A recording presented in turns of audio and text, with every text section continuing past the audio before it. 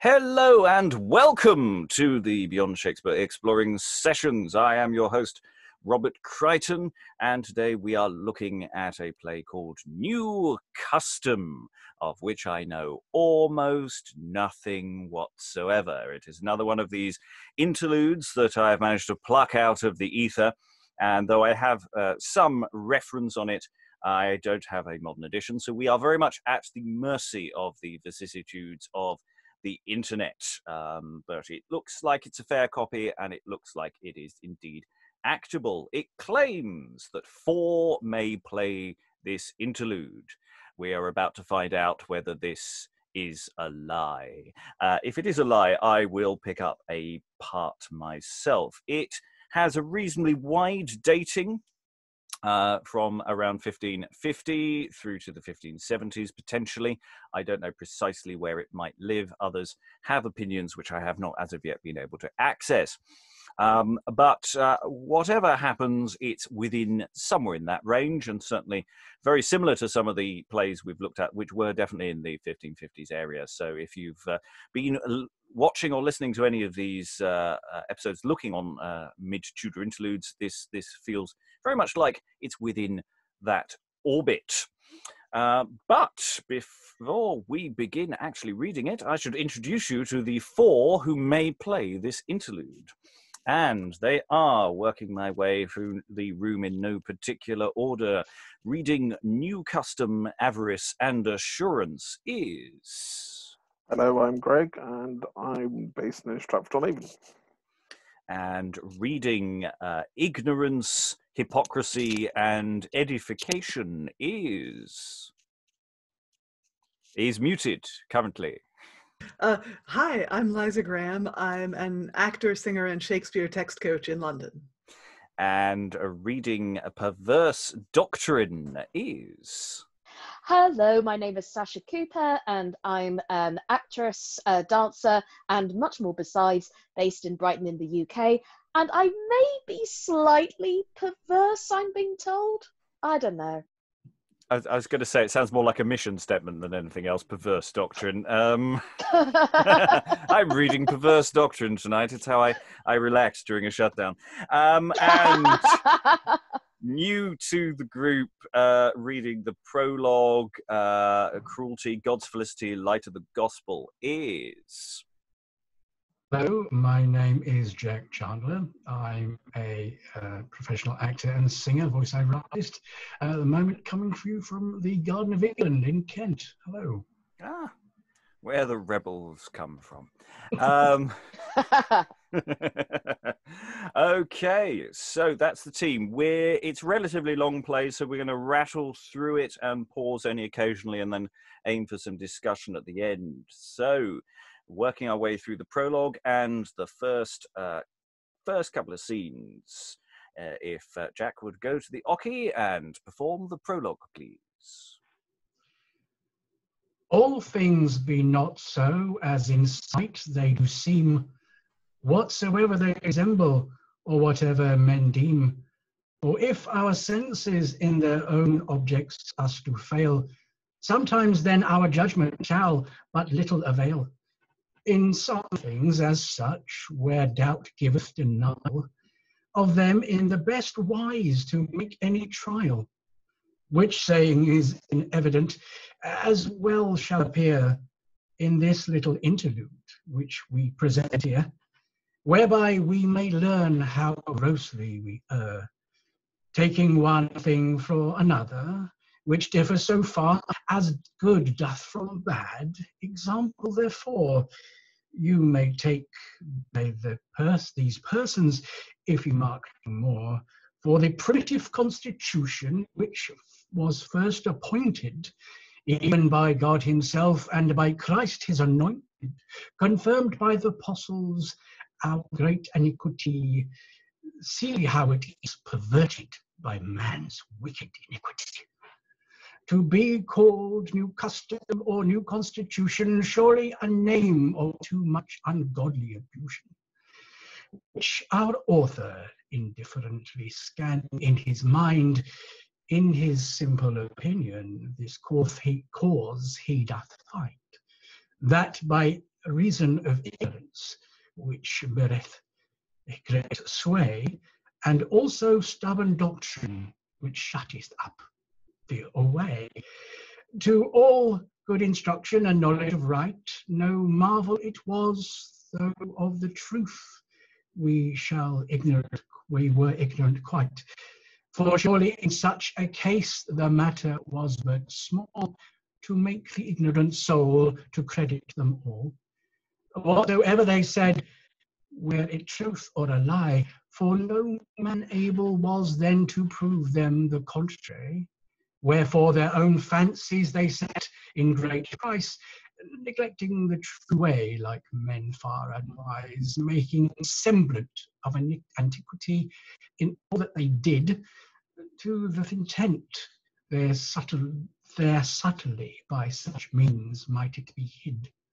New custom also hath these named this matter verily, in consideration that the people so speaketh commonly, confuting the same by reasons most manifest, which in consequent order of talk are expressed. These sense hath our author followed herein, as we said, for other meaning, moreover he will not have it denied, but diverse may invent, much distant from this, which in no wise he will have prejudicial to his, nor his unto theirs, whatsoever may they be. For many heads, many wits, we do plainly see. Only he desireth this of worshipful audience, to take in good part without all manner of offence. Whatsoever shall be spoken, marking the intent, interpreting it no otherwise but as it was meant. And for us, if of patience you list to attend, we are ready to declare you the matter to this end. And finish the prologue there. I think I'm going to suggest, Jack, I may switch off your video later in the... you were still cutting out a little bit there, but we'll keep you as it is for the moment. But don't be surprised if suddenly your face disappears. Otherwise, we will continue straight forward with Act 1, Scene something. Perverse Doctrine and Ignorance enter. It is even so indeed. The world was never in so evil a state. But this is no time for us of these matters to debate. It were good we invented some politic way while matters to address in good orderly stay. And for us reason we looked to ourselves. Do you not see how these new-fangled prattling elves prink up so pertly of late in every place, and go about us ancients flatly to deface? As who should say in short time, as well learned as we, as wise to the world, as good they might accounted be. Nay, nay, if many years and grey hairs do know no more, but that every peevish boy hath even as much wit in store, by the mass, then have I lived too long, and I would I were dead, if I have not more knowledge than 1,000 of them in my head.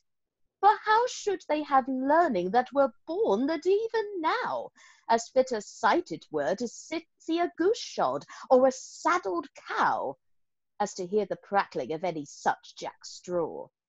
For which, when he hath all done, I count him but a very door, as in London not long since, you wot well where. They rang to a sermon, and we chanced to be there. Up sturt the preacher, I think not past 20 years old, with a sounding voice and audacity hold, and began to revile at the Holy Sacrament and transubstantiation. I never heard one knave or other make such a declaration. But if I had had the boy in a convenient place, with a good rod or twain, not past 1 hour's space, I would so have scourged my merchant, that his breech should ache, so long as it is since that he those words spake. What? Young men to be medless in divinity? It is a goodly sight. Yet therein now almost is every boy's delight. No book now in their hands, but all scripture, scripture. Either the Holy Bible or the New Testament, you may be sure. The New Testament for them, and then too for Cole, my dog. This is the old proverb, to cast pearls to an hog. Give them that which is meet for them, a racket and a ball, or some other trifle to busy their heads withal. Playing at quoits or nine holes, or shooting at butts, there let them be, a God's name till their hearts ache and their guts. Let us alone with divinity, which are of riper age. Youth is rash, they say, but old men have the knowledge. For while they read, they know not what, they omit the verity, and that is now the cause so many fall into heresy. Every man hath his own way, some that, and some this. It would almost for anger, Sir Reverence, make a man to piss, to hear what they talk of in open communication. Surely, I fear me, ignorance, this gear will make some desolation.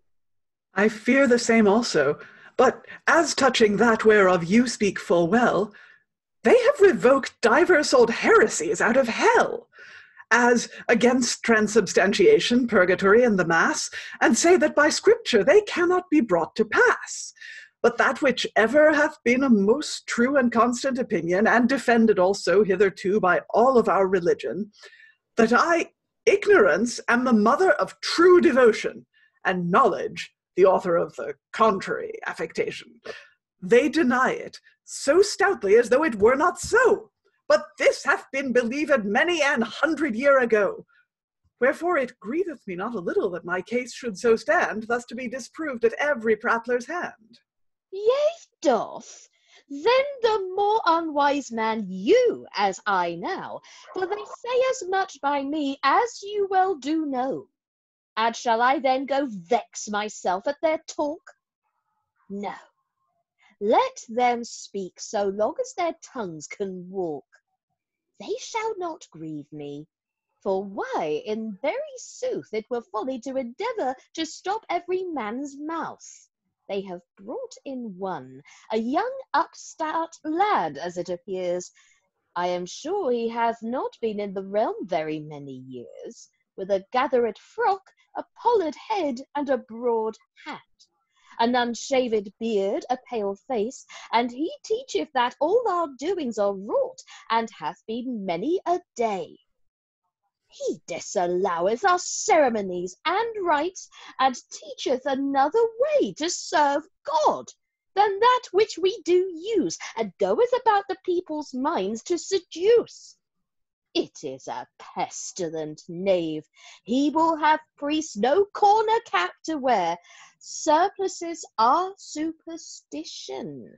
Heads, beads, paxes, and such other gear, crosses, bells, candle, oil, bran, salt, speckle, and incense, with censing and singing, he accounts not worth 3 halfpence, and cries out on them all, if to repeat them I wist such holy things, wherein our religion doth consist. But he commands the service in English to be read, and for the holy legend the Bible to be put in his stead. Every man to look thereon at his list and pleasure, every man to study divinity at his convenient leisure, with 1,000 new guises more, you know as well as I, and to term him by his right name, if I should not lie. It is new custom, for so they do him call, both our sister hypocrisy, superstition, idolatry, and all. And truly, methinketh, they do justly and wisely therein, since he is so diverse and so lately crept in. So they call him indeed, and you have said right well, because he came newly from the devil of hell. New custom, quoth you, now a vengeance of his new nose, for bringing in any such unaccustomed glows. For he hath seduced the people by mighty great flocks. Body of God, it were good to set the knave in the stocks, or else to whip him for an example to all rogues as he, how they the authors of new heresies be, or henceforth to attempt any such strange device. Let him keep himself from my hands if he be wise. If ever I may take him within my reign, he is sure to have whipping there for his pain. For he doth much harm in each place throughout the land. Wherefore, perverse doctrine, here needeth your hand. I mean that ye be diligent in any case, if ye fortune to come where new custom is in place, so to use the villain, you know what I mean, that in all points you may discredit him clean. And when he begins of anything for to clatter, of any controversy of learning or divinity matter, so to cling fast to every man's thought, that his words may seem heresy and his doings not. Ah, tush, let me alone with that, for I have not so little wit. But I have practised this already, and mind also to do it. Yet a further device I have, I think, not amiss. Hearken to me, ignorance, for the matter is this. For the better accomplishing our subtlety pretended, it were expedient that both our names were amended. Ignorance shall be simplicity, for that comes very nigh. And for perverse doctrine, I will be called sound doctrine, aye. And now that we are both in such sort named, we may go in any place, and never be blamed. See then you remember your name, Sir Simplicity, and me at every word sound doctrine to be. Beware of tripping, but look in mind that you bear your feigned name, and what before you were. But who is this that hitherward doth walk? Let us stand still to hear what he will talk. And at this point enter new custom, who entereth alone. When I consider the ancient times before that have been these 800 years and more, and those confer with these our later days, my mind do these displease 1,000 ways. For sure he that hath both perceived aright will say they differ as darkness doth from light. For then plain dealing bare away the prize, all things were ruled by men of good advice, conscience prevailed much even everywhere. No man deceived his neighbour, and eke a thing full rare it was to find a man you might not trust. But look what once they promised, they did that well and just. If neighbours were at variance, they ran not straight to law. Days men took up the matter, and cost them not a straw. Such delight they had to kill debate and strife, and surely even in those days was there more godlier life. Howbeit men of all ages are wanted to dispraise the wickedness of time that flourished at their days. As well he may discern who for that but lightly looks in every leaf almost of all their books. For as for Christ our Master, what he thought of Jews, and after him the apostles, I think it is no news. Hark, Simplicity! He is some preacher. I will lay my gown. He mindeth to make a sermon within this town. He speaketh honestly yet, but surely, if he rail at me, I may not abide him by the mass, I promise thee. Paul to the Corinthians plainly doth tell that their behaviour pleased him not well. All our forefathers likewise have been offended with divers faults at their time that might have been amended. The doctors of the church great fault they did find in that men lived not after their mind. First with the rulers as examples of sin, then with the people as continuing therein. So that of them that both this one thing they thought, that the people was not good, but the rulers were naught. But in comparison of this time of misery, in those days men lived in perfect felicity. St. Paul prophesied that worse times should ensue. In novissimus venient quidam, Saith he, this is true, following all mischief, ungodliness, and evil, leading to all wickedness and doctrine of the devil. And speaking not of these days, think you, I pray?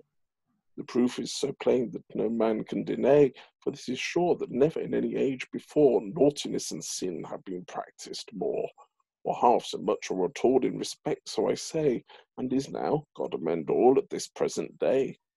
Sin now no sin, faults no fault or wilt. O God, seest thou this, and yet wilt suffer it? Surely thy mercy is great, but yet our sins, I fear, are so great that of justice with them thou canst not bear. Adultery no vice, it is a thing so rife, a stale jest now to lie with another man's wife. For what is but that but dalliance? Covetousness they call good husbandry, when one man would fain have all, and eke alike to that is unmerciful extortion, a sin in sight of God of great abomination. For pride, that is now a grace, for round about the humble spirited is termed a fool or a lout.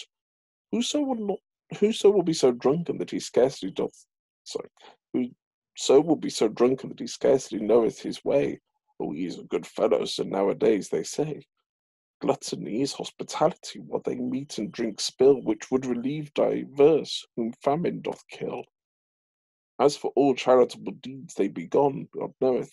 Some pretend lack, but the chief cause is sloth. A vice most outrageous of all things sure, right hateful to God and contrary to nature. Scarce blood is punished, but even for very shame, so make they of murder but a trifling game. Oh, how many examples of that horrible vice do daily among us now spring and arise? But thanks be to God that such rulers doth send, which earnestly study that fault to amend. As by the sharp punishment of that wicked crime, we may see that committed was but of late time. God direct their hearts, that they may always continue such just execution on sin to ensue, so shall be saved the life of many a man. And God will withdraw his sore plagues from us then. Theft is but policy, perjury but a face. Such is now the world, so far men be from grace. What shall I say of religion and knowledge of God, which hath been indifferent in each age before this? Howbeit his faults then it had, and in some points then was culpable and bad. Surely this one thing I may say you're right. God hath rejected us away from him quite, and given us up wholly unto our own thought, utterly to destroy us and bring us to naught. For do they not follow the inventions of men? Look on the primitive church and tell me then whether they serve God in this same wise, or whether they followed any other guise. For since God's fear decayed and hypocrisy crept in hope of some gains and lucre to win, Cruelty bare a stroke, who with faggot and fire brought all things to pass that he did desire. Next Avarice spilt all, which lest it should be spied, Hypocrisy ensued the matter to hide. Then brought they in their monsters, their masses, their light, their torches at noon to darken our sight, their popes and their pardons, their purgatories for souls, their smoking of the church and flinging of coals. Stay a while and let us hear more communication. I cannot, by God's soul, if I might have all this nation. Oh, shall I suffer a knave thus to rail and prate?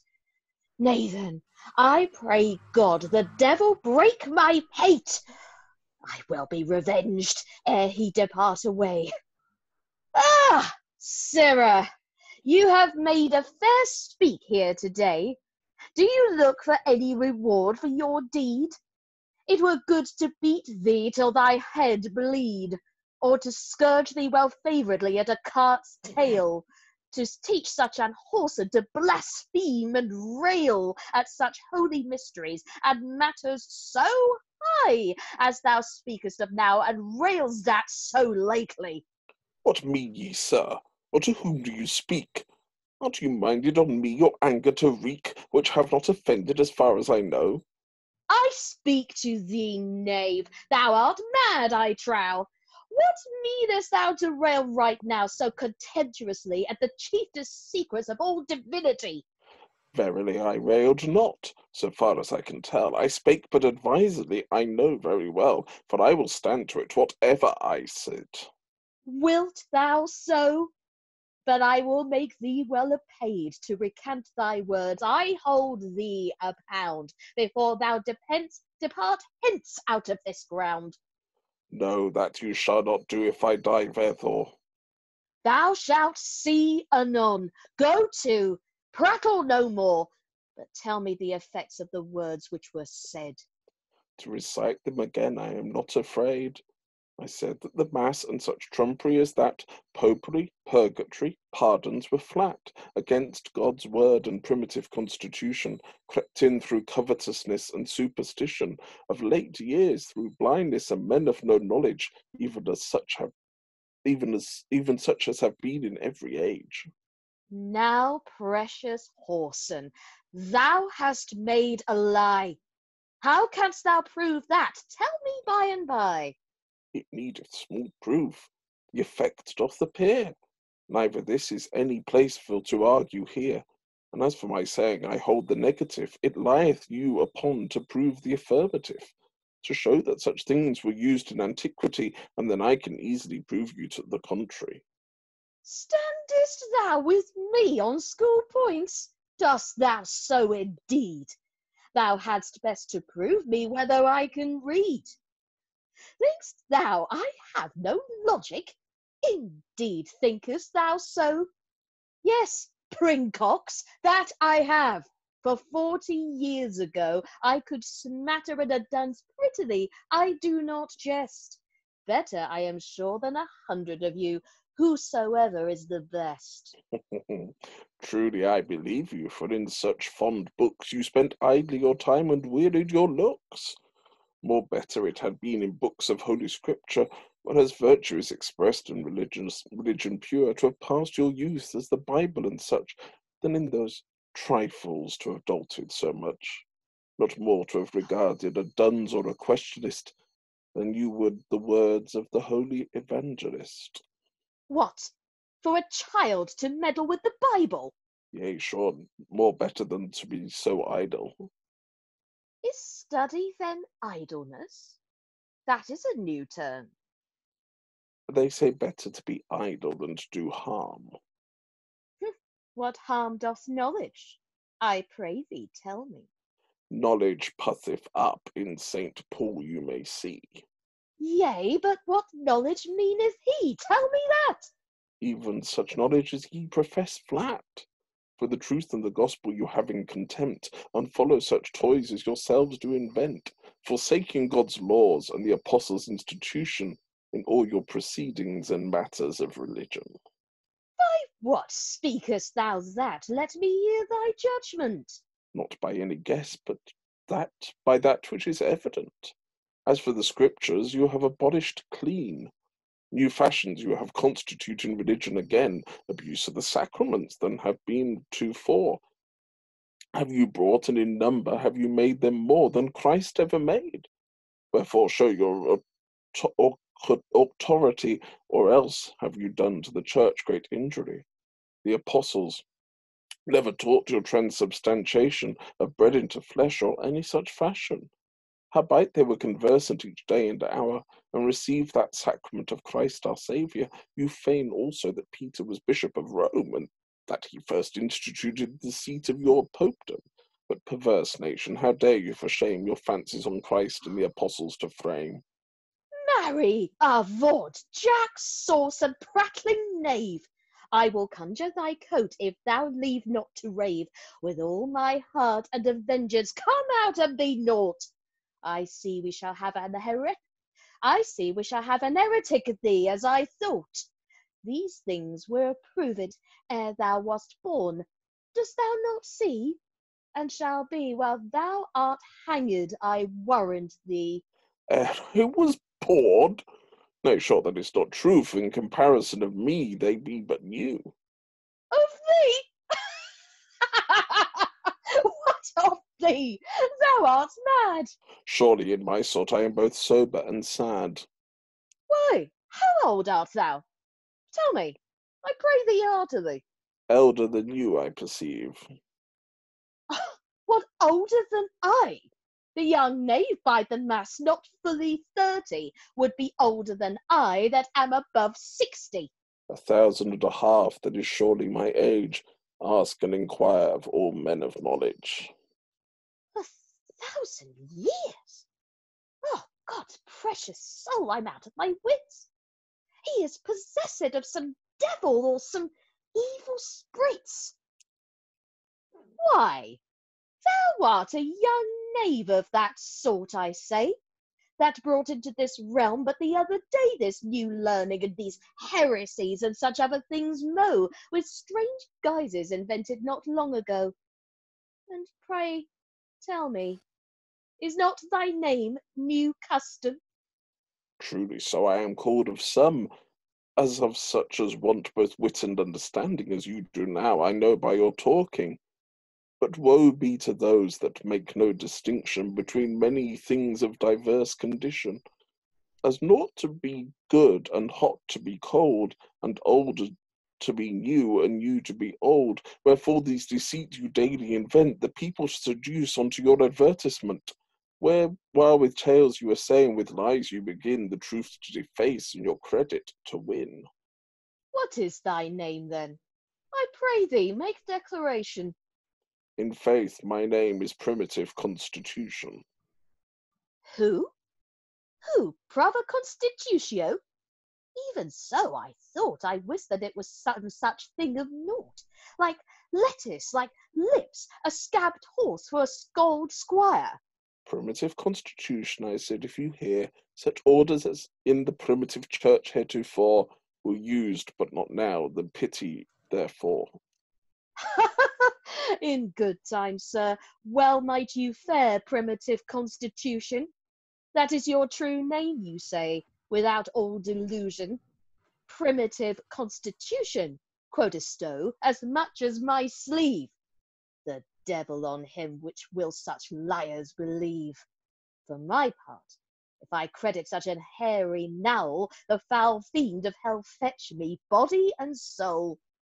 Truth cannot prevail where ignorance is in place. Peace, or I will lay my beads on thy face.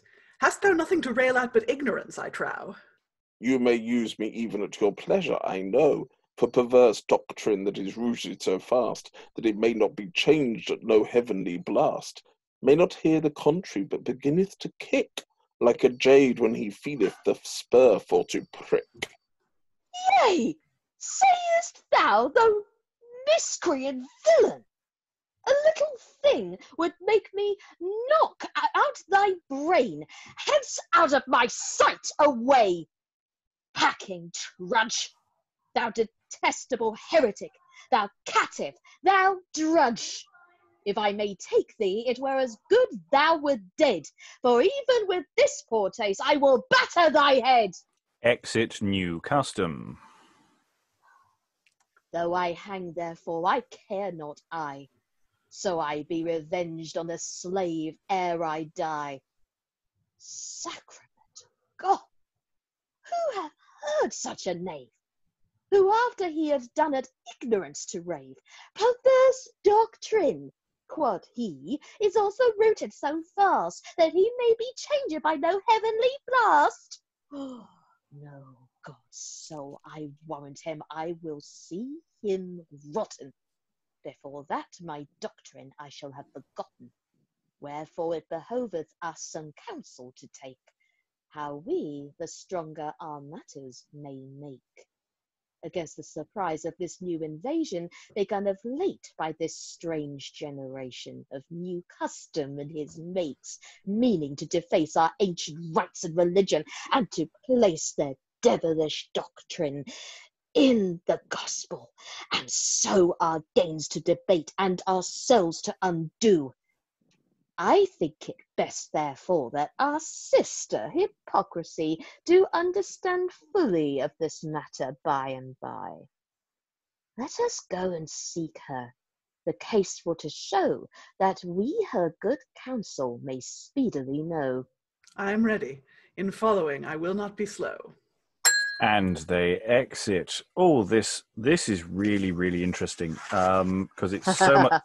This is so much more the debate play than I was expecting. I mean, this is a full-on debate discussion. It's really not interested in action. You know, it's got that hints of things that interludes do of, you know, let's pretend to be somebody else so that we can, but it doesn't do anything with that. It's just going straight for the debate, and we haven't really done as many of these really sort of pure debate plays in the sessions anywhere to this degree. And it's that thing, you really need the audience to know that that's what's coming and to be happy to lock into that, because if they're expecting action, I don't think we're going to get any. And that's fine if everyone knows in advance. I mean, there's hints of action. There is, I mean, there is the hint that she will beat your custom when but you never feel like it's going to happen.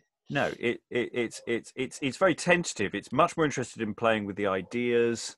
And again, we've had this earlier about the old religion being associated with older people, and here again we have this explicitly stated that these are the new young thrusting brooms coming in to sweep things away. Why it feels earlier than later to me. It feels very like the kind of thing you might throw in with Edward, though of course at the same time with Edward you've got people going, you can't trust the youth, they don't listen to their parents, so you can't win. Thoughts from the room. That was really, really interesting. I thought, once I clicked into it, I think you've got to be able to click into it. That's the thing. I tell you what's really interesting about this is the dynamic of the war of the minds between these individuals.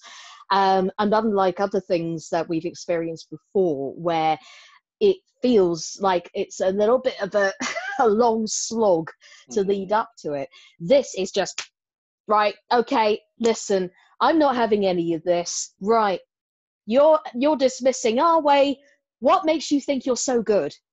Yeah, it's almost like playground school bully behavior in a way from Perverse Doctrine, but at the same time, he's very much that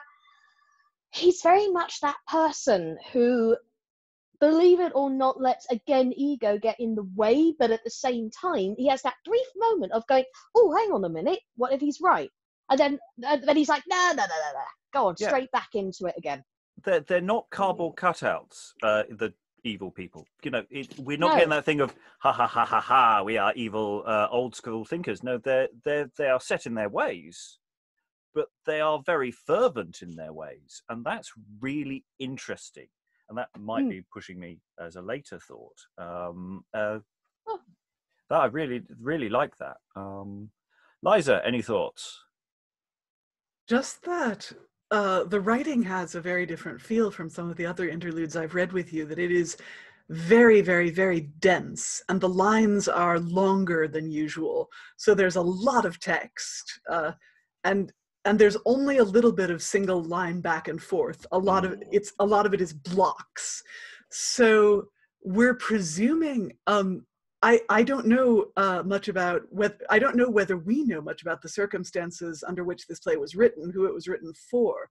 But I'm guessing the audience is either going to be school kids, trainee priests, or maybe the Inns of Court. Inns of Court feels like a very good shout, actually. I mean, it's where that debating society setup sort of happens as part of their training. Sorry, go on. It's where they might care about who has the better ideas, because people win these arguments through having better ideas rather than through wrestling or beating people or driving them away. I feel like I'm in a go, Greg. I feel like I'm in a pulpit when I'm doing it, almost. God, you're right. The lines are incredibly difficult. I kept feeling like I was coming to the end of a sentence, and I wasn't. Yeah, there might be some punctuation errors in there. I'm feeling some full stops of commas and some commas of full stops. This reminds me of John Hayward's debate plays, where you have a never-ending series of hanging clauses that just follow one after the other. It's very like that. It's the fact you are on a sort of speaker's corner thing here, aren't you?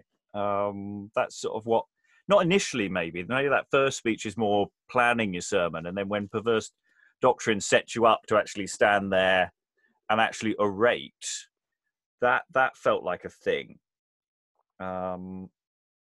It feels like somebody wrote it as a practice for their law court, but or theological court. Yeah. There are two. It's... Yeah, so go later. Oh, just one phrase that it is extremely theological and extremely, finer points of liturgy and things. Yeah. It reminds me of two plays we've done on the podcast. One is John the Evangelist, which is a very odd play where basically John the Evangelist turns up, does a sermon. And then there are some other characters who just sort of wander in and listen and go, oh, that was interesting. What do you think? Let's go to the pub. And it's a weird slice of life play. It's sort of brilliant. I kind of love it in a weird way. And then there's another one called Processus Satanae, which is basically God gets sued by Satan for stealing Adam and Eve after the harrowing of hell. And Satan says, I've not heard of this. That's not the deal. Oi, give them back. And they have a commission. Whoa. Unfortunately, most of the players lost. All we have is God's part and the cues. Oh no! So we did a slightly jokey recreation, which we put out on the podcast, but it's probably about the same time as this, and it feels like it's an exercise in having the debate and trying to put the two sides equally. And that's what this is really starting to remind me of here, is that this is an active debating exercise, and it's not a war of words; it's a war of words. And that's really, really, really interesting. It's a debate play, not a morality play. I think there is a debate. Morality plays don't tend to debate things; they just tell you. This is really debating things. It's almost like it's saying make up your own mind, depending on what you're witnessing in many ways. And again, if I bring in the whole thing with the characters, you're quite right. There's almost like there's no 2D. It's actually a sense of they're more well-rounded, I think, these characters, as opposed to previous plays. There's less archetype and more kind of human approach, which is quite interesting, which is probably why I personally love getting into the speeches and the debates, because we do say the power of words is a huge impact, and literally it's like, oh hello, I'm here, bang, listen to us. To perform them, we need something at stake. Greg? No, it was more like, just because we're doing it later in the week, and they feel more 3D than, say, Everyman. Oh, yes, but Everyman is much earlier. Beautiful. I mean, a beautiful play, but nicely rounded rather than the old 14th century, 15th century Everyman. Yeah, it's... Sorry. Go, Liza. You sure? Thanks. Yeah. I feel like I'm talking over you a lot. No. I'm talking too much. There's a difference. What I miss is the differences in tone. Like in some of the other interludes or morality plays, you get a sense of, for example, differences in class. Some characters will speak with a more elevated diction. Others will be blunter or even sometimes they'll have a rural dialect written in. Whereas all of these characters speak at about the same level of diction. And I think there is some archetyping. It's just not easy to pick up on in the text. If you scroll back and look at the cast of characters, Ignorance and Perverse Doctrine are old popish priests. Hypocrisy, who's about to enter, is an old woman. So the author seems to me much more of a debater and a theologian than they are a playwright. I'm not sure I wholly agree, but I think broadly I agree. I think I'd split the difference a bit. I thought Perverse Doctrine was speaking with quite a different voice to certainly New Custom, which seemed to be a different character. I don't know about Ignorance, because Ignorance sort of just disappears and stands in the background and then goes, yeah. I was surprised when you started speaking at the end of the scene, because I went, oh, you're still here. And I think in that term, pop-up thing. Yeah, ignorance should have more lines as simplicity. Just going, "Ooh," or something. There should be something there. I think you're right there. Maybe any ignorance other... was too ignorant to learn more lines. Yeah. Well, I mean, we're about to find out precisely what the balance of parts are, because sometimes one part is, or one actor's role is much shorter than others. Any more thoughts before we crack on with the next third? And we're over a third of the way through, I think. Am I going okay speed-wise? Just to keep... Yeah, I think it's fine. I think what we need to now perhaps play with is just getting a little bit more. There's something at stake for us, our individual positions, and see what happens with that. And now that I think I've got a handle on where this is. I can suggest that, whereas before I genuinely didn't quite know. That's fine. Okay. We will crack on with Act 2, Scene 1, where we're about to have the entrance of Light of the Gospel and New Custom. So, Jack, I might take your video feed out if you're still cutting out. So don't be surprised if that happens. Okay, no worries. Okay, and enter Light of the Gospel and New Custom. Doubt you nothing at all, for God will so provide, who leaveth not his elect to defend and to guide, that wherever I come, such grace you may find, as shall in each point content well your mind, and admit that they call you New Custom, what then? Attribute that folly to the ignorance of men, that follow their fancies, and know not the right. Well you know when I come once, the light of the gospel, whose beams do cluster so clear, then primitive constitution in each place you appear. And as elsewhere you have been, so you do not mistrust, but in this place hereafter be received you must. According to your nature, so you do very well to put me in good hope, bring bright light to the gospel. And seeing you be true, I may in no wise misdeem you the father or author of lies. For if trust to the gospel do purchase perpetuance of life unto him who therein have confidence, what shall the light do whose beams be so bright, that in each respect all things else of light are but very darkness and eke terrestrial? So the light of the gospel overshineth them all, wherefore with great comfort I receive your counsel, with hearty thanks unto you, the light of the gospel. Do so, and by faith then shall you obtain whatsoever your desire. The scriptures have plain, for quid parethis in nomine meow, it must be truth needs be understood so, that without faith whatsoever we fortune to crave, we may not look for it. For our desire to have faith moveth mountains, so it be pure faith indeed. By faith we obtain whatever so we need. Then faith shall restore to you more things than this. Believe me, primitive constitution, whatsoever is amiss, but where be those reprobates devoid of all grace, who lately misused you, as you said, in this place? They be suddenly departed, I wot not well whither, for I left them right now, but both here together. They cannot be far hence, I know very well. Where they be, there is none, if we ask, but can tell. Do you know them again, if you meet them all right? Yea, sir, that I do, even at the first sight.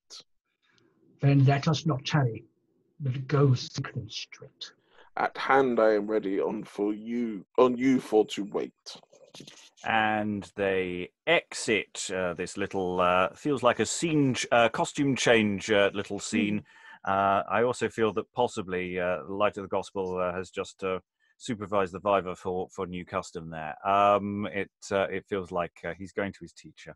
But I'm not going to pause, however much I'd like to, discuss some things there. Let us move forward to scene 2, Hypocrisy, Perverse Doctrine.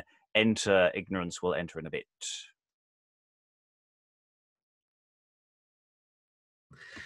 Perverse doctrine, I say, take heed in any sort, that thou never believe whatsoever they report. Though they of the gospel never so much do preach, every man will not credit whatsoever they teach. They will not say all believe, when they do not, I promise thee. For that time will never come in this world, trust me. Tush, tush, be thou busied in any case to discredit their preaching in every place. If they teach them one thing, then teach thou the contrary. And if that no scripture for thy place thou hast ready, in words that supply, which wanteth in reason, for ill things applied sometime in good season, as of better eftsoons do import the weight, so they be well ordered by good policy and slight. Howbeit their doctrine be sound, yet their vices find out, as this is a sloven, or this is a lout. He speaketh on envy, such a one for need. This saith it in words, but he thinketh it not indeed. Upon greater occasion they stick not to rave, saying, this is a whoremaster villain, he an heretic knave, an extortioner, a thief, a traitor, a murderer, a covetous person, a common usurer. This he doth for his mistress, for my mistress his wife's sake, by the rood, the better to maintain and support the French hood. Remember also that it were a great shame for thee to have forgotten thine own name. Perverse doctrine of right must the truth so pervert that he never let it sink into any man's heart. As far as he can with diligence withstand, for ever it behoveth thee to be ready at hand to strengthen thine own parts, and disprove other doctrine. Whatsoever shall be taught that is contrary to thine, still pretend religion, whatever you say, and that shall get thee good credit alway, pleasing the multitude with such kind of gear, as with them to the which most inclined they are, square caps, long gowns with tippets of silk, brave copes in the church, surplices as white as milk, beads, and such like, all these bear the price. To these things apply thy attendant device, and other likewise, which well you do know, which all of great holiness do set forth a show. Though some of them doubtless be indifferent, what matter? They furnish our business never the latter. For these, of antiquity since that they do smell, our cause must commend right wonderful well. And these be the things whereof thou hast need, the better of thy will and purpose to speed. Then give thy attendance, and so be sure of this, that I will be ready, and never will miss, to assist thee still in working thy purpose, to the advance of thee, and depressing thy foes. Gramercy, good sister, even with all my heart for this your good counsel, and for my part, whatsoever in this case may be possibly done, I shall follow your precepts as a natural son. For the matter so stands, if we look not well about, that we quite perish all of doubt, unless some such way we take out of hand, whereby we may be able our foes to withstand. And for this cause, my brother, ignorance of I, lest it should chance us to fall into jeopardy, through envy of our names in any man's ear. For this intent, I say, we did diligently care our names to counterfeit in such manner of sort, that wherever we go, we may win good report. Of my faith, that is very well done indeed. God send thee still a good wit at thy need, and that in thy doings such success thou mayst find, that all things may chance to thee after thy mind. My brother, if thou have aught else for to say, speak on ere that I depart hence away. Great thanks for your counsel, and if ye chance to go thither, you may meet with ignorance to hasten him hither. Farewell, he shall be here, you see, even anon. And exit Hypocrisy. So we've sort of had two pit stops, theologically speaking, by both sides of the argument. It's almost like the two boxers have just gone to either end and sipped some water, cleared away for the next round. I don't know if anyone else is feeling that. I said I wasn't going to stop. I've sort of stopped there. Definitely feel like that. It's like, hang on a minute, one way. Which way it's going to go? I really like that. They've both gone to their sort of tutors to get some guidance. That's really Definitely. nice. Balances it out, I think, actually. Yeah, it feels like a very deliberate, symmetrical action. Okay, however, Hypocrisy has exited, and Perverse Doctrine is left alone without their tutor. Alack, alack, now my good sister is gone, whose presence to enjoy is more pleasant unto me than anything whatsoever in this world could be. Good occasion have I such a sister to embrace, for by her means I live and enjoy this place, which yet I possess as long as I may, and have heretofore many a fair day. For since these new heretics, the devil take them all, in all corners began to bark and to bawl at the Catholic faith and the old religion, making of them both but matters of derision, Hypocrisy hath so helped at every need, that but for her hardly were we like for to speed. For be our case never so nigh driven to the worst, though her means by some means take no place at the first, yet some means doth she find, by some means at the length, that her ways do prevail, and her matters get strength. She can find out 1,000 guiles in a trice, for every purpose a new strong device. No matter so difficile for man to find out, no business so dangerous, no person so stout, but of the one she is able a solution to make, and the other's great peril and mood for to slake. And in fine, much matter in a few words to contain, she can find out a cloak for every reign. What person is there that beareth more sway in all manner of matters at this present day, throughout the whole world, though of simple degree, and of small power to sight she seem for to be? Consider all trades and conditions of life. Then shall you perceive that hypocrisy is rife to all kind of men and of every age, so far as their years them therein may give knowledge. Lo! Here a large field, where at length he may walk, who list of this matter at the full for to talk, to declare of what power and of what efficacy in every age, country, and time is hypocrisy. But I may not about such small points now stand. The affairs may be greater that I have in hand. Ignorance is the cause that I so long tarry here, and behold where the blind buzzard doth appear. Come on, thou gross-headed knave, thou whoreson ass, I say. Where hast thou been since we departed to-day? Enter ignorance. Where have I been, quoth you? Marry, even there I was, whereas I would have given £100 by the mass to have been here. For never since the day I was born was I so near hand in pieces for to have been torn.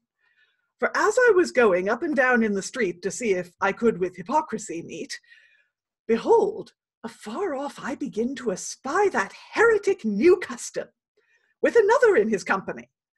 As soon as they saw me, they hied them apace, came towards, and met me full in the face. I am glad we have found you then, quoth this heretic knave, for you and your fellow this day sought we have in every place, and now cannot you fly. And with these words, both they came very nigh. Whereat I so feared, I may tell you plain, that I thought at that hour I should have been slain. This is he, quoth the varlet, of whom I told you of late, an enemy of the truth, and incensed with hate against God and his church, and an imp of hypocrisy, a foe to the gospel and true divinity. Thou liest, heretic, quoth I, and naught else I could say, but brake quickly from them, and hither came away. Who is he that was with him, Simplicity? Canst thou tell? Not I sure, but some call him Light of the Gospel, A good personable fellow, and in countenance so bright that I could not behold him in the visage aright. God's precious wounds, that slave! Marry, fie on him, fie! Body of our Lord, is he come into the country? I think all the heretics in the world have taken in hand by some solemn oath to pester this land with their wicked schisms and abominable sects. Now a vengeance on them all, and the devil break their necks. Light of the gospel, light of the straw. Yet whatever he be, I would he were hanged as high as I can see. What, have you heard of him before this? Heard of him? Yea, that have I often, Lewis. If there be any in this world, it's this whoresome thief. Believe me, Simplicity, that will work us the mischief. Hath that same new Jack got him such a mate? Now with all my heart a pestilence on his pate. I would they were both hanged fairly together, or else were it the devil I care not much whether. For since these Genevan doctors came so fast into this land, since that time it was never merry with England. First came new custom, and he gave the on-say, and since things have gone worse every day. But Simplicity, dost thou know what is mine intent? Tell me, and I shall know what you have meant. Our matters with Cruelty, our friend, to discuss, and to hear him what counsel in this case he will give us. And this is the case I have tarried for thee, because that to him I would have thee go with me. But see where he cometh with Avarice sadly walking. Let us listen if we can, whereof they be talking. Enter Cruelty and Avarice, Perverse Doctrine and Ignorance tarry. Nay, by God's heart, if I must do what I list, not one of them, all that should scape my fist. His nails I would plague them one way or another. I would not miss him, no, if he were mine own brother. With small faults I might bear as I saw occasion, and punish or forgive at mine own discretion, for I wot that sometime the wisest may fall. But heresy, fie on that! That is the greatest of all. Every stock should be full, every prison and jail. Some would I beat with rods, some scourge as a cart's tail. Some hoise their heels upward, some beat in a sack. Some manacle their fingers, some bind in the rack. Some would I starve with hunger, some would I hang privily, saying that themselves so died desperately. Some would I accuse of matters of great weight, openly to hang them as trespassers straight. 1,000 more ways could I tell and not miss, which here in England, I may say to you, I practised. Here is this, and trust by his wounds Avarice soon again for to try whoever the world go before I die. Now will I tell thee, Cruelty, by God's sacrament I have swore, it were pity but thou were hanged before. I had as lief they were hanged as I. By the mass, there is one makes me laugh heartily. I pray you, what is that? What? I cannot tell for laughing. I would never better pastime desire than to hear a dozen of them howling together in a fire, whose noise as me maketh I could best compare to a cry of hounds following after the hare, or a rabblement of bandits barking at a bear. I beshrew thy knave's fingers with my very heart. The devil will reward thee, whose darling thou art. But, sirrah, I pray thee, if it had chanced me in those days in thy hands to have fell, I think sure thou wouldst have ordered me well.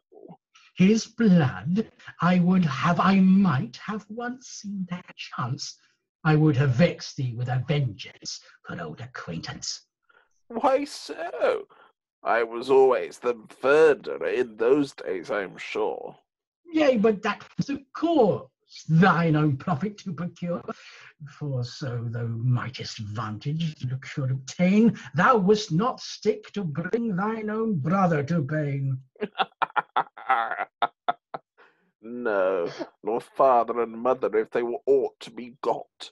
Thou mightest swear if I could I would bring them to the pot, whereof a like history I shall tell thee. Cruelty in England, which myself played in the days of Queen Mary.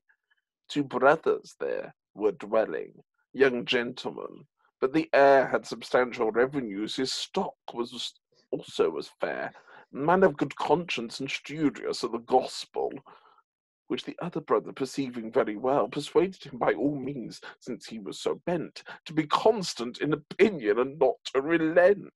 Which done, he gave notice to the officers about, how they should come with search to find his brother out, who, when he was once in this sort apprehended, shortly after his life in the fire he ended.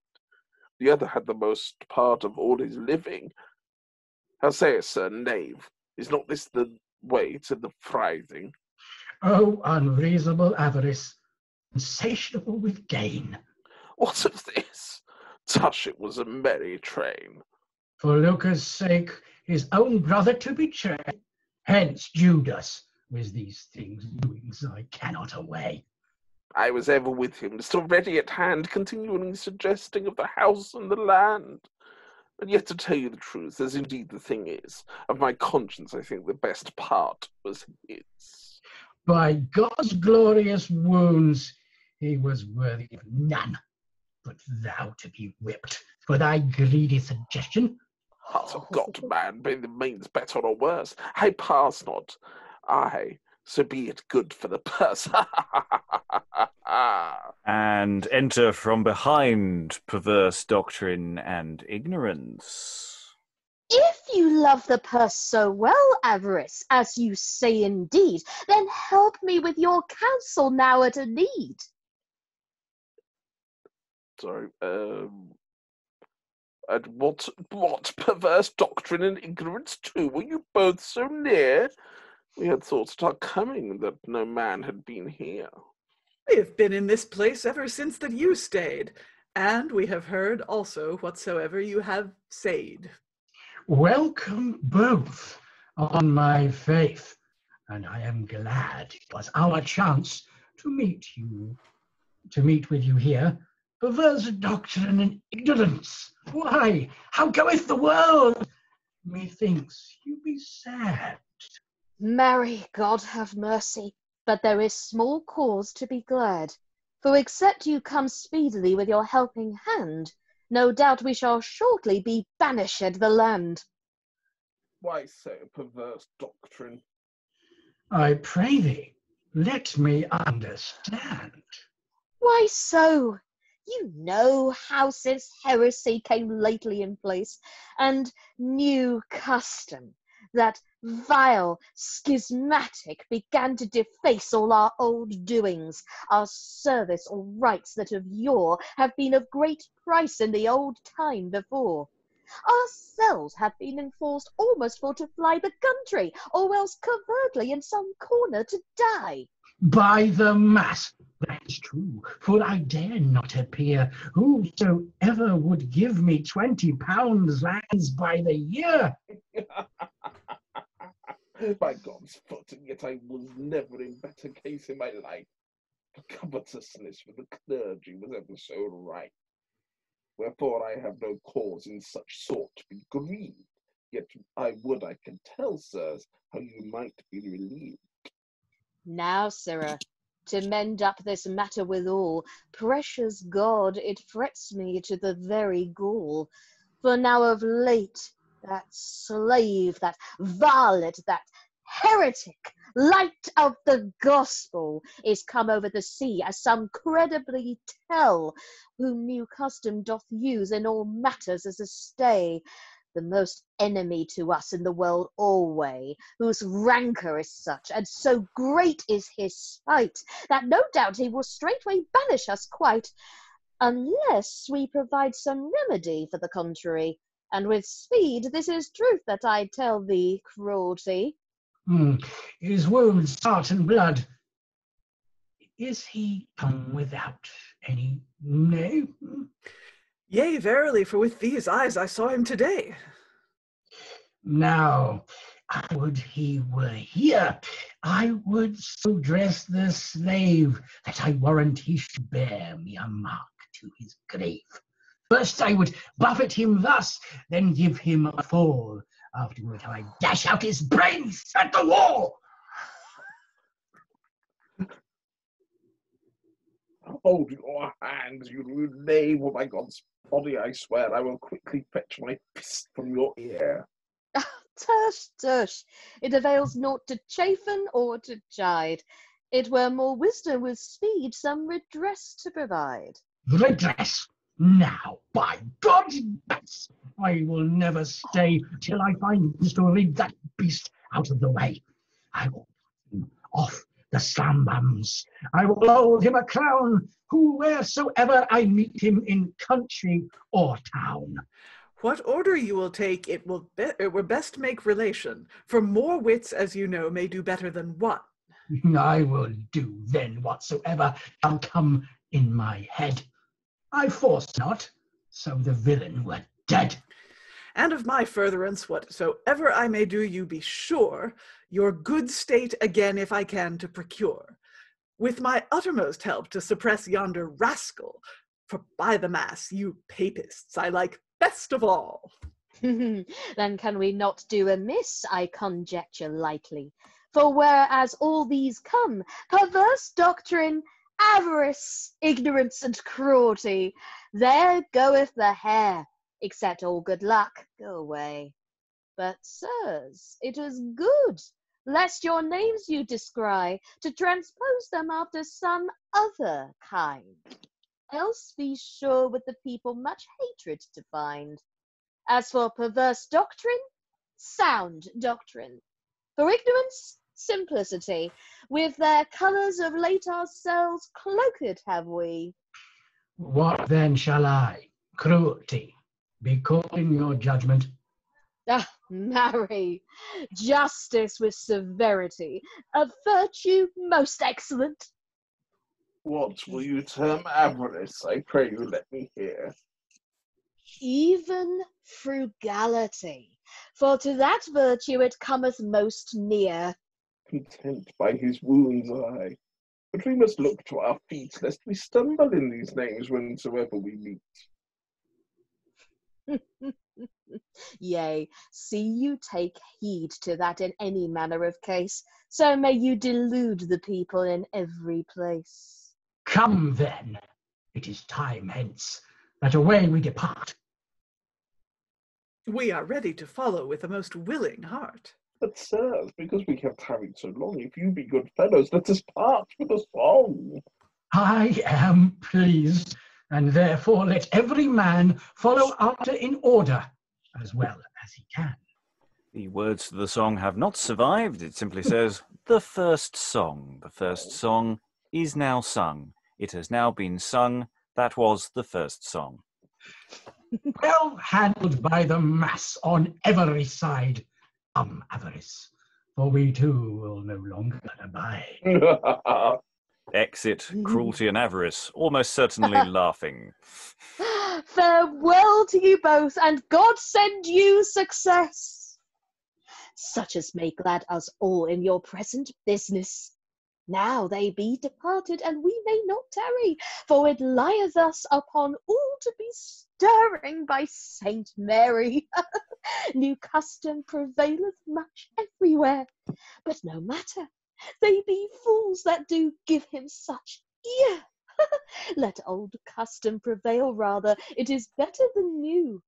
This all will confess that think Scripture is true. Do as thy fathers have done before thee, quoth he, then shalt thou be certain in the right way to be. And sure that is better than to follow the train that each man invented of his own proper brain, which have brought the world to this case as we see, that every day we hear of some notorious heresy. Yet all is the gospel, whatsoever they say. Well, if it chance that a dog have a day, well then to new custom and all his mates. Tush, tush. No man, the gospel will esteem them a rush. What will that other heretic do? Light of the gospel, I pray. Dare not once show his face more than we at this day. But come, ignorance, let us follow after apace, for we have abidden all too long in this place. Let us go then, but by the mass, I'm vengeance dry. I pray, let us drink at the alehouse hereby. Ah, content in faith, thither with good speed let us hie. And there's a presumed exit here. It says we're moving into a separate act. I don't quite know whether the action just rattles through, but the suggestion here is you go off and go to the bar. Seems like a very, very good place to put an interval. Interval, yeah. Yeah, Absolutely. we've had a song, we've had a sing-along. This is the second time in the play we've got people being given a second set of names, even though that effectively did nothing whatsoever earlier. We've had a little bit of infighting with the what I'm calling the Evilengers Assemble. Sorry, that was a bit forced. Yeah, it's a really interesting scene. We've had that sort of pickup of theology again from Hypocrisy, and then we have this sort of evil assemblage, and the question is, we're now rattling towards the end of the play. And Jack, if you can go visual again. I think I may be, because I've got my setting to HD video, so perhaps I take that off and go down. I'm very standard definition. In fact, much lower. I'll see if I can do that while you're chatting. Yeah. So I'm not sure what the focus of this section is really. I mean, it's some lovely ha acting, by the way. That was fab. That was really good. I didn't enjoy that at all. Oh, it's just too enjoyable, let's face it. Yeah. And it was nice not to be the nice character. Yeah, it's always so much more fun. Yeah. Sorry, Jack, did I cut you off? No, it's fine. You're just saying that, yeah, it is much more fun. Yeah. I've done both. I've played God and demons in plays, and yeah, I much prefer playing demons. Yeah. We got a much clearer dating reference here now, of course. We've had a mention of Queen Mary, and there are a few other things that made me think, yeah, it definitely feels much later in the day. Though we've been in this position where things have been slightly rewritten, things sort of go fallow during Queen Mary's time. There's several books and plays and bits and pieces that go unpublished, waiting for the winds to change. So it's not impossible, but no, it feels later. It feels later in many ways. So yeah, it's a very evil focused rather than the sort of more back and forth discussion focused. A lot more business. Thoughts in the room?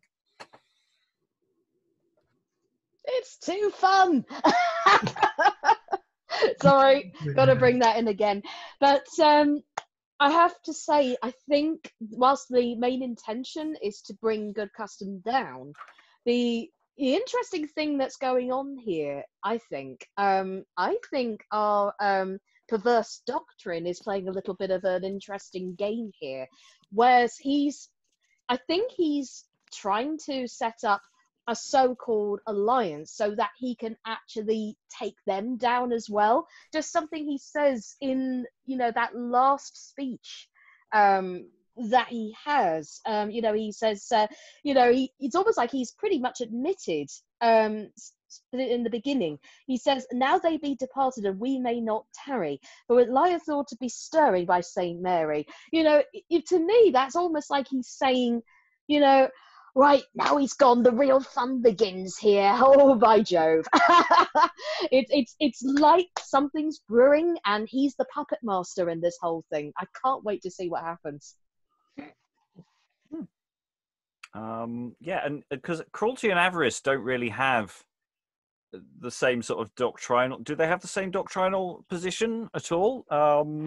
It's not like, Perverse Doctrine obviously has a very strong position and cannot even cope with new customs speaking earlier. It's like you've got so far. No, I've had enough.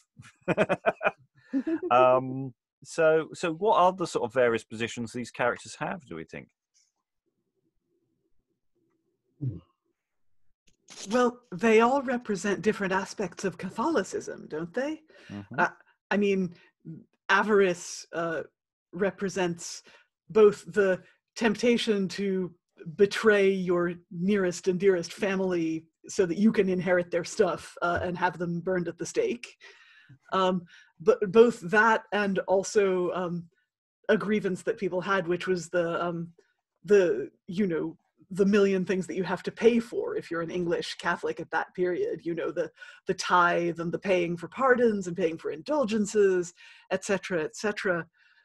It's interesting how Avarice goes too far for Cruelty, and Cruelty starts reprehending Avarice as though he were morally inferior.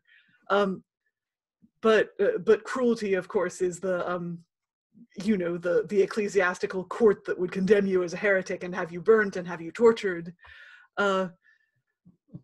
Ignorance represents it's interesting. Ignorance, I think, represents the desire to keep the masses from reading the Bible, to have mass in Latin, and if you weren't in orders, you were not supposed to read and interpret the scriptures for yourself. Whereas the Protestants, the Puritans, the dissenters, they were very into individual study, individual scholarship, discussion among small groups. Because that's mentioned quite explicitly quite early on. We had those references, they read the thing, it's not right. And they don't listen to us old folk, is that. I don't know what, do we get a sense of age for Cruelty and Avarice? They're just down as ruffians, aren't they, or something similar, as in that character note. A ruffler they're mentioned as in the opening character description. So that's really interesting. Even in the way they interact, it's quite. I don't know why. It just reminds me a little. I think a little bit of something like the Three Stooges, in the sense that one is really really anarchical and I'm gonna kill him, and then the other one's more like, all right, well, hang on a minute, there's a little bit whoa and a little bit way going on there. It's a little bit of an interesting comic dynamic going on there, even though it's quite evil. And I think depending on how the actors play it, you can really have a really good bit of fun with status play going on there.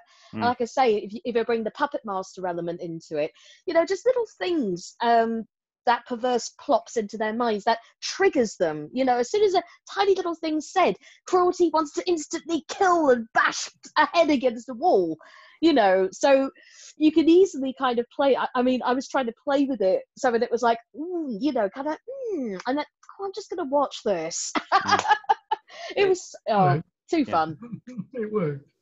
Yeah. Oh no, it's really coming across, and there are other plays where that dynamic between the three or four vice characters. I mean, it's very similar to Respublica, whereas even more of this business happens, where Avarice in that is the ringleader who is doing the thing. We're all going to have new names, and he tells everyone what their names is, and then they get their names wrong or they forget what their name is. And they talk about these, being mentioned twice about maybe we need to look at our feet and not trip over. I think it's almost exactly the same line.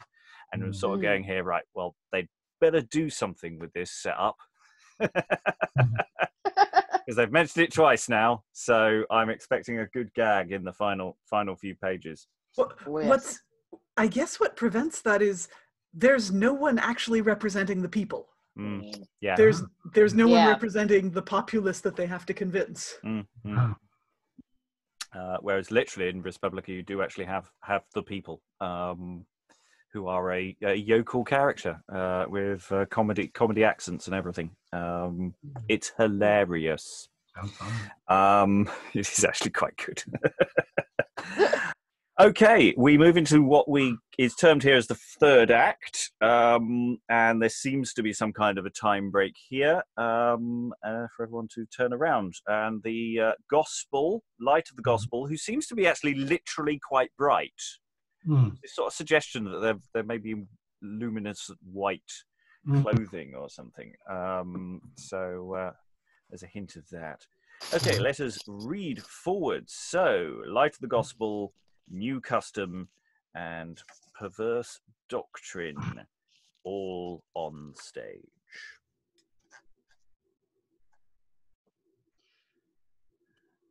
They be not this way, as far as I can see, unless they have hidden themselves up privily. For in presence of light of the gospel and primitive constitution, undoubtedly such reprobates can have no habitation. Verily, I do find it so, even as you have said. For at your sight they fly all away as dismayed. Wherefore I have great cause to give you thanks, light to the gospel, that does put my enemies to flight. Nay, they be my enemies also, that be enemies to you, in so much as your dealings be both virtuous and true. For what is the gospel else, whereof I am light? But truth, equity, verity, and right, they be enemies to God too. And all liars impure, in so much as he called verity in the scripture, and the lying lips with speakers of vanity, the Lord himself will revenge with extremity. But see, what is that approacheth so nigh? Whom I told you, it is perverse doctrine, verily. Then let us step out of the way, if haply we may hear what he will say. Ah, sirrah, by my troth, there is a very good vein. Ignorance hath well lined his cap for the rain. I could have tarried longer there with a good will, but as the proverb saith, it is good to keep still. One head for the reckoning, both sober and wise. Wherefore in this thing I have followed that guise. Ignorance is but a dolt, it is I that must drudge. For need, they say, maketh the old wife and man both to trudge. Such snares we shall lay for these heretics, I trust, that new custom and his fellows shall soon lie in the dust. If cruelty may prevail, he will never slack till he hath brought 1,000 of them to a stake. Avarice hath promised to do what in him lay, who hath been in great credit with the world away. But if ignorance may get place, there shall we do well. Then adieu all idle heretics and vain talk of the gospel. For me, perverse doctrine, these shall be my fetch, to keep constant the minds of all I can catch. Let these glosses sometimes they chance to hear preaching, and thereby be converted, and credit their teaching. For I trust shortly it bring to pass that less knowledge of the gospel shall serve by the mass. Let us enclose him that he may not fly, else will he be gone when he doth us espy. O imp of Antichrist, and seed of the devil, born to all wickedness, and nuzzled in all evil. Nay, thou stinking heretic, art thou there indeed? According to thy naughtiness thou must look for to speed. God's holy word in no wise can be heresy, though so you term it never so falsely. Ye precious whoreson, art thou there too? I think you have pretended some harm me to do. Help! Help, I say! Let me be gone at once, else I will smite thee in the face with my fist by God's bones. You must be contented a little season to stay. Light of the gospel, for your prophet hath something to say. I will hear none of your preachings, I promise you plain, for whatever you speak, it is but in vain. In vain it shall not be spoken, I know very well, for God hath always given such power to his gospel, that wherever or by whom declare it be, it should redound unto his own honour and glory. God is glorified in those whom he doth elect. God is glorified in them whom also he doth reject. The elect are saved by that in the world they believe, the other because no credence they give to the truth cannot be but blamable, committing a fault of all faults most damnable. For si ad Deus non vesium saith Christ for Saviour. If I had not come unto them with this word, this is sure, in far better cause the unfaithful had been, for in this one respect had no sin. But where truth is, and yet there contemned of Christ his own mouth, all such are condemned. Thus the gospel of Christ, be it received or no, showeth the glory of God wheresoever it go. I were content to abide and know your pleasure, but for business at this time I have no leisure. What leisure ought a man at times more to have than to endeavour both his body and soul for to save? For that care all other cares we must set aside. Say on then, for patiently I mind to abide. Not to hear what is spoken is only sufficient, but to put it in practice with sincere intent, whatsoever is taught us concerning good doing, expressing it plainly in our virtuous living. Why, what would you have me in living express? Even the gospel, which is nothing else, doubtless, but an amendment of life and renouncing of sin, with displeasure towards the faults you were in. How shall I displease myself in sin, I would know?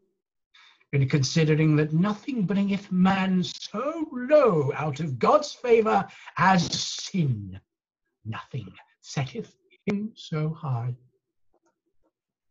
as loathing the same and calling him to his mercy. Verily, I am sorry for my forepassed demeanour, but that cannot avail me but little, I am sure. Why think you so? Boldly tell me your mind. Because God's mercy is far enough behind. God's mercy is at hand, if you repent faithfully. I repent my sins, and for them are sorry heartily. But how shall I be sure mercy for to obtain? Credit me truly, for my words are not vain.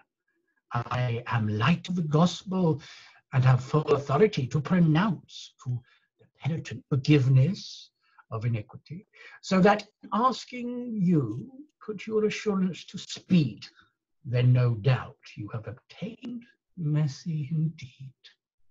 This assurance, how cometh it? Declare, I pray you. In thinking that Christ, his word and promises are true, and as he cannot deceive, so cannot he be deceived, which faith of all Christians must needs be received. What thing is faith, I pray you recite? A substance of things not appearing in sight, yet which we look for. So St. Paul doth define to the Hebrews, the 11th chapter and the first line. How to purchase this faith, I would I could tell. Certainly by me also, the light of the gospel, for faith cometh by the word, when we read or hear, as by the same St. Paul it dothly plain appear. Give me leave then to embrace you, I pray you heartily. With all my very heart I receive you courteously. To thee I give most humble thanks, O God immortal, that it hath pleased thee me from my wickedness to call, and whereas I deserved no mercy but judgment, yet to pour down thy pardon on me most abundant, revoking me from reprobates and members of hell, to win me in society with the light of the gospel. Stand up. There is somewhat else yet behind. I wholly yield myself to you. Use me after your mind. Perverse doctrine, you shall be called no more after this, but sincere doctrine, as now I trust your true name is. By God's grace, whilst I live, I will so endeavour that my life and my name may I called thus for ever. Then all wicked company you must clean forsake, and fly their society as a toad or a snake. I abandon them quite, whatsoever they be. Well, sincere doctrine, hearken also unto me, whom needs you must follow if you will do well, since you have embraced the light of the gospel.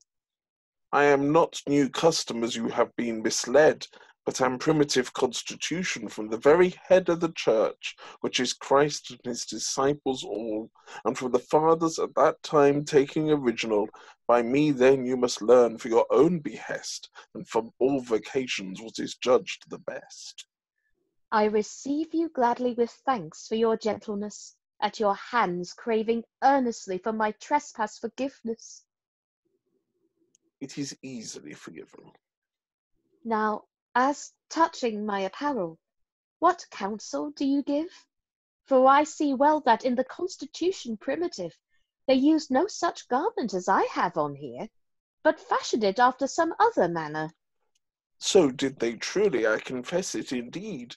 But in such things a man ought not to take so great heed, for the wearing of a gown, cap, or any other garment surely is a matter, as meseemeth, indifferent. Howbeit wise princes, for a difference to be had, hath commanded the clergy in such sort to be clad. But he who puts his religion in wearing the thing, or thinks himself more holy for the contrary doing, shall prove but a fool of whatever condition he be, for sure that is by mere superstition. Other things there be which have been abused, tolerable enough if well they were used. Wherefore use your apparel as is comely and decent, and not against Scripture anywhere in my judgment. No, sure, for God weigheth not, who is us right, of any vesture or outward appearance might, so the consequence be pure, to no sin a slave, that is all which he most gladly would have. Well, these having declared and sufficiently taught, and I trust on your part perceived as they ought, by your patience I mind to depart for a season. If your business is so, it is but reason. With great thanks unto you, light of the gospel, for the gentleness I have found, at your hands as of due desert I am bound. The Lord be your guide whithersoever you depart. Humble thanks, sir, as I yield you from the bottom of my heart, albeit in this part so small be my skill, that I may not perform them according to my will. The peace of God be with you both for evermore. And new custom exits, and we have something of a procession of people coming through here. First up, Edification entereth. Wheresoever light of the gospel goeth before, there I, Edification, do follow incontinent, as unto the same and necessary consequent, for though the letter always work not that effect, yet surely in the congregation of God's elect, where the light and force taketh place, there edification of all right must I make my habitation. Endeavor then always me to retain, so shall your doctrine not be given in vain.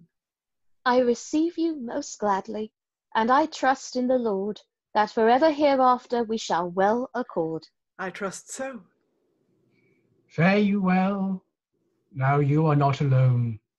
For this small while I must needs be gone. Here, take at my hands this testament book, and in mine appearance therein I pray you earnestly look. Your commandment shall be done, with thanks for your counsel. Then shall ye sure find great delight in the gospel. And exit and enter assurance. Edification without assurance, yea, availeth not much. Yet where they both do meet, surely their force is such, that to God's kingdom they open the way, the sweet place of rest and perpetual joy. For assurance in Christ Jesus without man's further merit is fully sufficient God's favour to inherit. Wherefore light of the gospel willed me so, that to you edification with all speed I should go, so that with sincere doctrine we joined in unity, might in some short time conduct him to God's perfect felicity. I embrace you, assurance, that bliss to obtain. Then be you assured that you shall not be vain, for if that Christ's words be faithful and just, God's perfect felicity is not far hence, I trust. God's felicity indeed now entereth. Verily, where edification and insurance in one are allied, God's felicity is at hand. It may not be denied, which he promiseth to such an unfeignedly crave, which assurance that certainly the same they shall have, which felicity in person here I do represent, who by God himself to the faithful I'm sent, prepared for them, as he plainly hath said, since the time that the world foundations were laid. Wherefore great thanks unto him doubtless you owe, that it would please him such gifts on you to bestow. The most precious thing which man's reason doth excel, no mind can conceive, much less tongue can tell. To him, therefore, let us give all manner praise, that beareth such affection to mankind always. O Lord, thine honour might be great in heaven so high, and throughout the whole earth thy everlasting glory.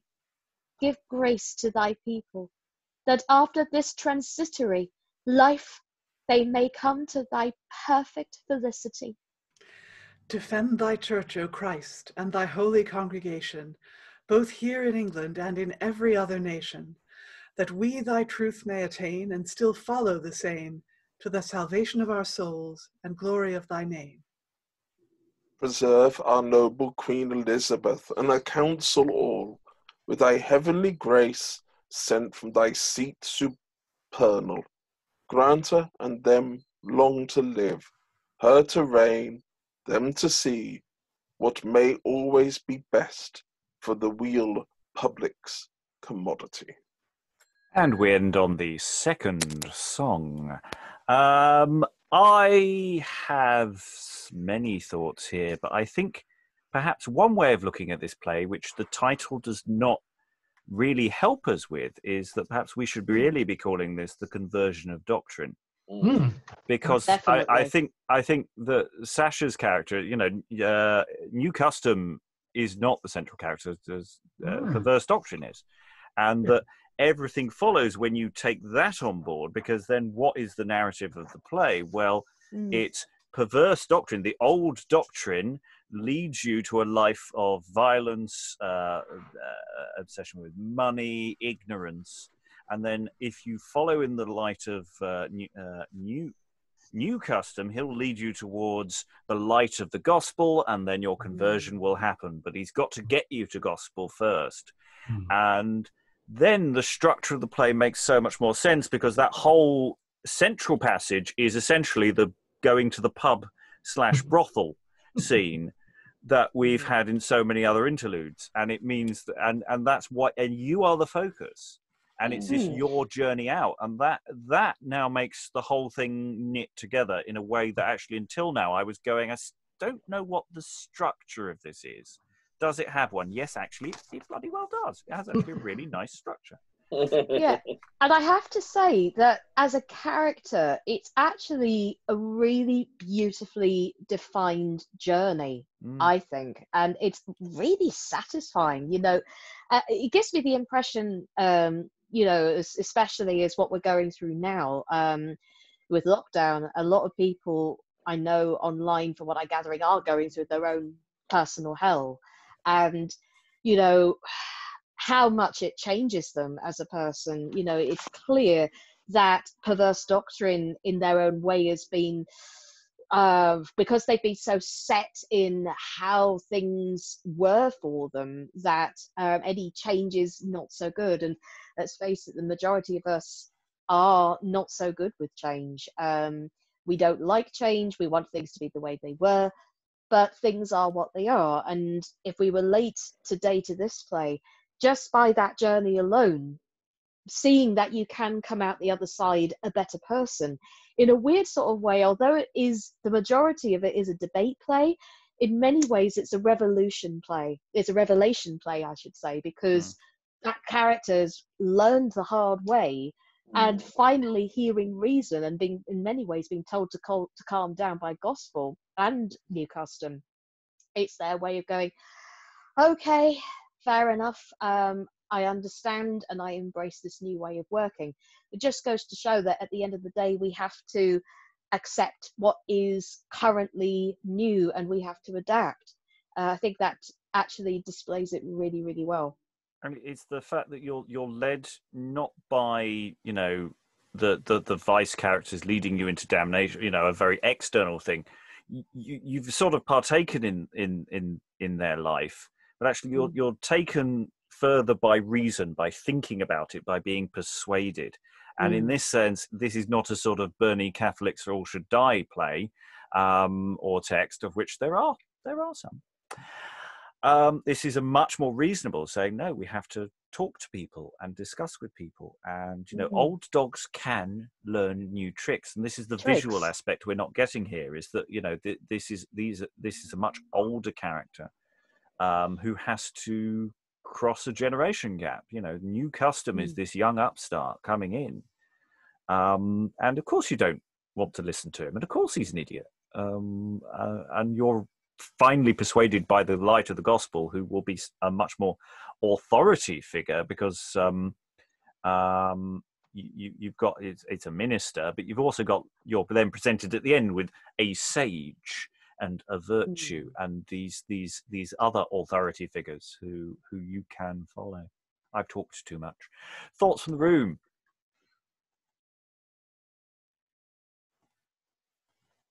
Have we covered everything? Really exhausted all of the things. I have to say, that really grew on me. Once you click in, Totally. I think it's a way of presenting it to an audience. You have to make sure they know what they're coming to see. You can't pretend, hey, this is going to be full of hijinks, because even the Vice sequence is not hijinksy particularly. There's some business, but and there are a few MacGuffins in there. I think that the Vice try to set up they're going to do something, and they never do. And I almost think that's slightly more annoying that it doesn't go anywhere. And actually, I'd rather they didn't set that up. I'd rather they just had fun, did some stuff, rather than pretend that there's this other plot happening. Because you never get close to turning new custom around. I was quite upset that Thingy didn't change her mind at the end and go back. Or it'll be a trick. Like, I've changed my name again. Oh, and I'm now decided actually I don't agree with anything that I've just said, but yeah, thanks. Well, God's Felicity comes in and you bludgeon them down. You fell into my trap. Yeah, I was just going to say the same thing. It might be quite interesting if I was to stage this. I'd probably have it at the end that it's all repentant, it's all going according to plan. Then just before the lights go down, sly wink, something like that. I was thinking more Red Wedding, but never mind. Send their regards, indeed, yeah. Sorry, That's Liza.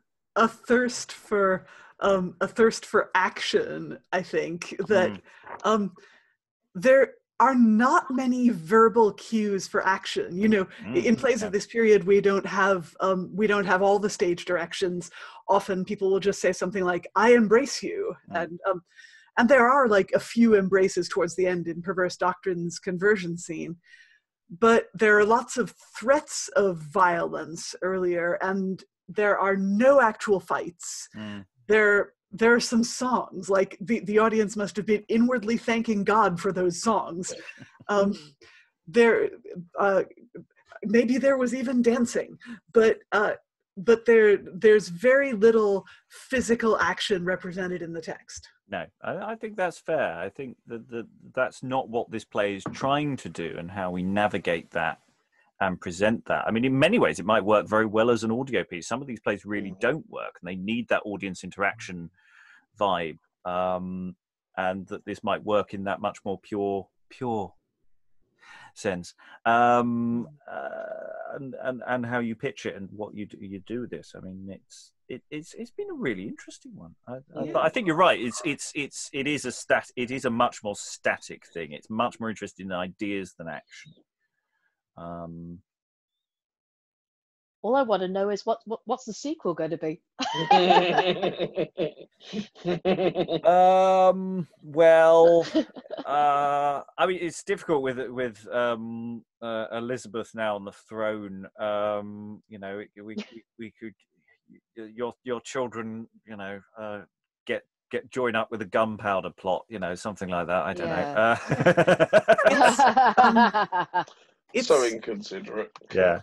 I suppose that the happily ever after of this play is that everyone who went back to Catholicism under Mary sees the light and becomes a very nice Protestant. Well, could well be. I mean, that's the other thing, is that, you know, it's an old person, so it's the older generation who all the way back to Henry might still be alive, who are wandering around grumbling and complaining about the settlement that has happened under Elizabeth, and this is that thing of just, no, it's fine, just come round. We're not going to burn you. Come to us. We're not going to burn you. It's fine. We don't do that. Come to the dark side. We have cookies, But, so to speak. Yeah, Well, I mean, in that come to sense, light, we have cake. Yes, come to light, we have cake. So yeah, I mean, it's that's a really interesting one. That's a really interesting one. I have to say, yeah, again, it's another one of those texts that you look on the page and go, Yeah. As you can tell, cold reading isn't exactly my greatest skill, but I was getting into it as we go on. No, there was some really nice characterizations coming out from everyone, and some of them are harder. I mean, ignorance feels like a wasted opportunity. I didn't feel that ignorance went anywhere. I thought, if you're going to have ignorance, i.e. someone's a bit potentially stupid, then you could do something with that, which this play doesn't do. But then I suppose ignorance is more about, you know, ignorance of scripture, I suppose, or about keeping people in ignorance rather than being ignorant themselves. Yeah. I was a little surprised at how white bread the writing was for ignorance. Yeah, it was a part that was on, who primarily, I think, for Perverse Doctrine to talk to. Yeah, one of those characters. And then when somebody else came on, you just disappear. I mean, you just don't, and you don't even have the courtesy to exit. Poor actor having to stand there. But also looking at the doubling, I mean, Light of the Gospel, Cruelty, God's Felicity, and the Prologue doesn't actually say a lot in the overall text. In terms of size of part, Jack was doing considerably less than everybody else. Everybody else got a much greater crack at the whip. I'm happy with that right now. Yeah. It's my introduction, my baptism of fire into this kind of thing. I've never read a play like this before, and I don't know much about these plays. So, yeah, I'm glad I didn't have so much of a crack, so to speak. No, it was good. But I'm just thinking structurally, it's just with the expectation of this company. It's that thing. Any final thoughts? I think, because I don't think there's I don't think we've got a lot more to mine out of this. I think it makes its point and it gets in and it gets out again. And I think we've got the measure of it. But final thoughts around the room before we wrap up and go into housekeeping? No. No. No, we're all content. Greg's on silent at the moment, so I'm assuming he's got nothing to say. Sorry, I got interrupted. Apologies. That's I didn't right. know if I didn't then thought had I muted myself before I disappeared. No, No, we're just saying was... any last words, sir? Nope. Any last words? Okay, in that case, I'd say thank you to everyone for reading this play, giving it a bit of a breath of fresh air. I think I'm going to officially rechristen this the conversion of doctrine, and say good night all. Good night. Good night. Have a good afternoon tomorrow, and I'll see you tomorrow night. Yes.